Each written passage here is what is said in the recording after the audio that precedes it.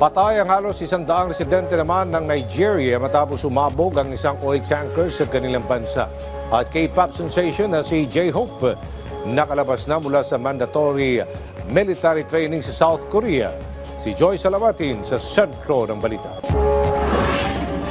Nasa 100 na tao ang patay sa pagsabog ng isang oil tanker sa Nigeria. Ayon sa mga otoridad, kumukuha lang ang mga biktima ng gasolinang natapon mula sa bumanggang truck sa lugar.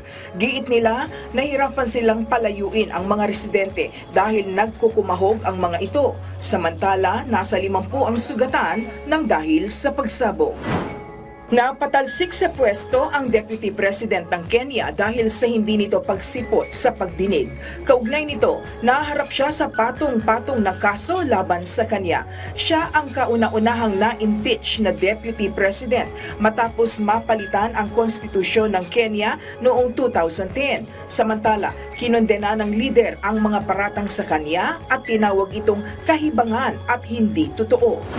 K-pop megastar J-Hope ng grupong BTS nakalabas na mula sa kanyang mandatory military training sa South Korea.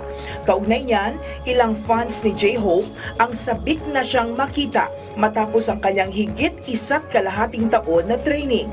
Lubos naman ang pasasalamat ng artist sa kanyang mga taga-suporta dahil sa kanilang tiwala sa kanya. Samantala, pinuri rin ng artist ang sakripisyong inilaan ng mga sundalo sa kanilang bansa. Joy Salamatin para sa Pambansang TV sa Bagong Pilipinas.